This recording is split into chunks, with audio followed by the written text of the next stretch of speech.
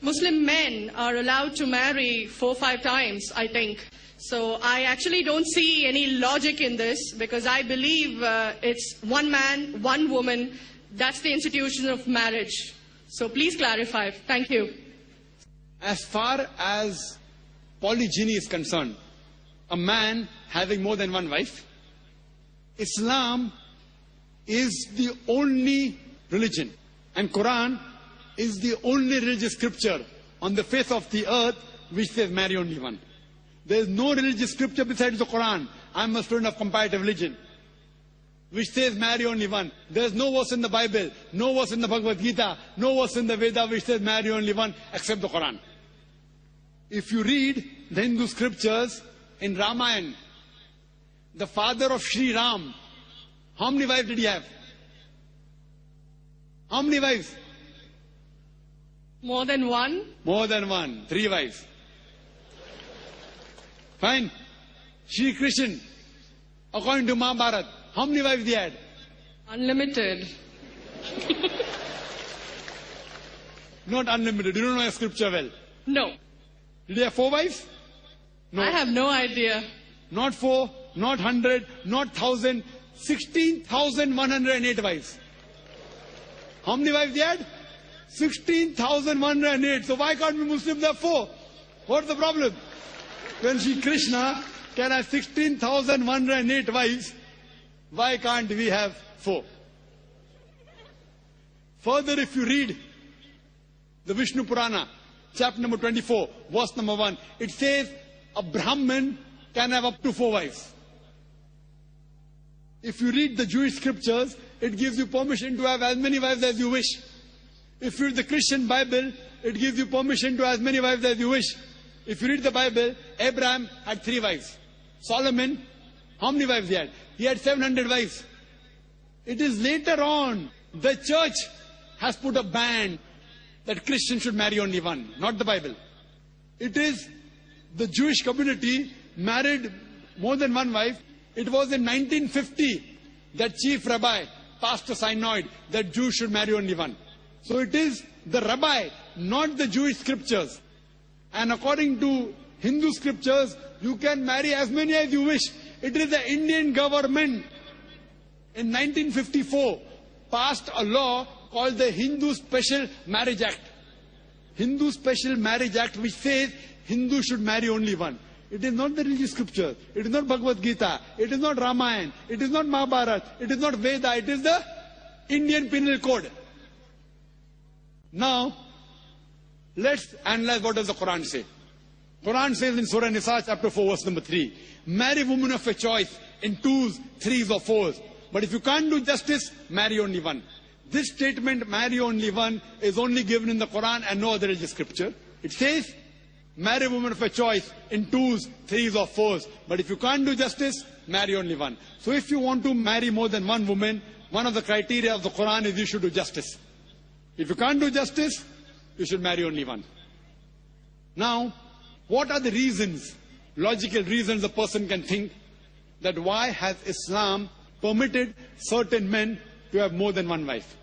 Many non-Muslims think it is fard, it is compulsory for a Muslim man to have more than one woman, to have more than one wife. It's not compulsory, it's optional. It's not fard, it's not compulsory. Have you heard of Dharminder? Yeah. How many wives he has? 2. Muslim or non-Muslim? Non-Muslim. Non-Muslim. Your previous chief minister, what's the name? Jayalalitha. Yes. Hindu or Muslim? Hindu or Muslim? Hindu. Hindu, fine. Now these are famous personalities. Fine. How many famous personalities you know in India who have got more than one wife? Now let us understand what are the logical reasons. Come back to logic now. Now, by nature, if you ask any medical doctor, he will tell you, male and female are born in equal proportion. Girls and boys are born in equal proportion. But any medical doctor, any pediatrician, any children doctor will tell you that the female sex, the female child is stronger than the male child.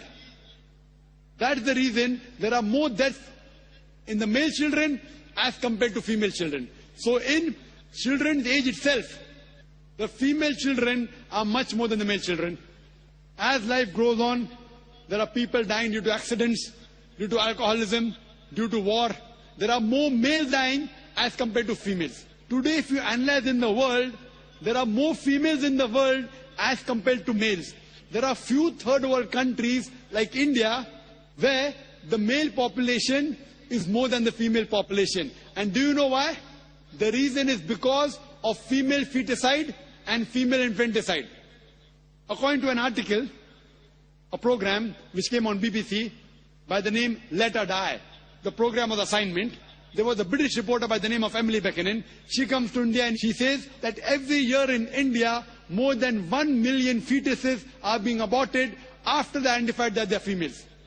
She says more than 3,000 every day.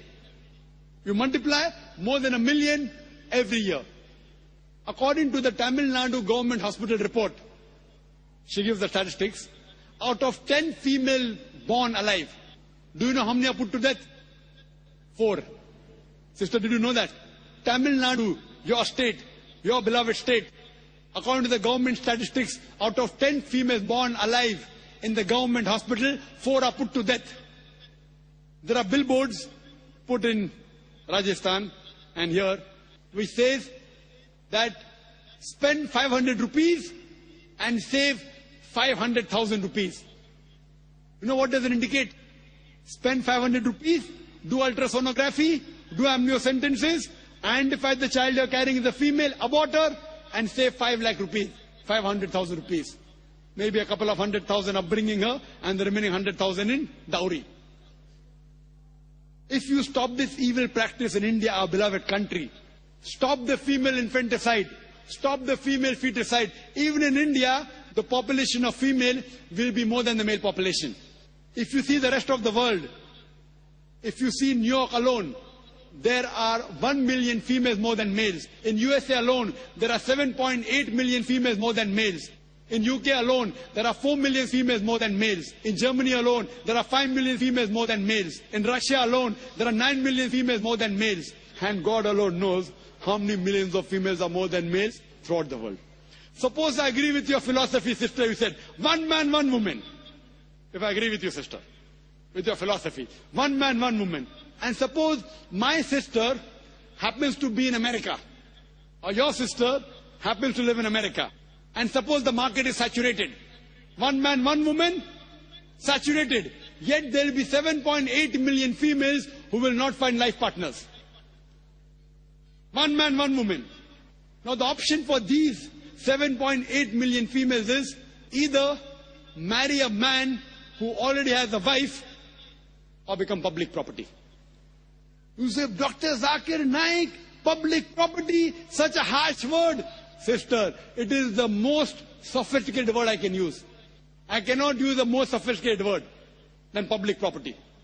According to the statistics of America, do you know, on an average, a man, before he settles down with a wife, he has 8 different sexual partners. Do you know that? On average, 8. Some may have 1, some may have 10, some may have 20. 8 sexual partners before he settles down with one. So the only option remaining, so if my sister happens to live in America, or if your sister happens to live in America, and the option is given to her, and suppose the market is saturated, every man has found a woman for himself.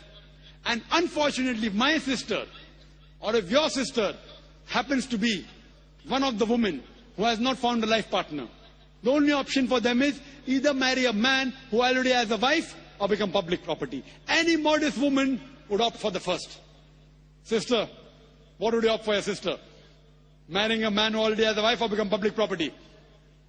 My sister's too young to be married, so... When she grows up and if she happens to go to America, or if you happen to be in America, third choice. What would you prefer for her? You're the elder sister. Would you prefer her becoming public property or marry a man who already has a wife and get equal rights? In Islam, if you have a second wife, you give equal rights. In America, the public property has got no rights. She's degraded. She's dishonored. In Islam, she has an equal right. She gets honor. What would you prefer for younger sister when she grows up? Sometimes it's difficult to speak the truth, sister, correct? Especially in front of such a large audience. Anyway, I've got your answer, sister. Thank you. And your silence speaks for that. So that's the reason in Islam, sister, men have been allowed to marry more than one wife, is to protect the woman, not to degrade her.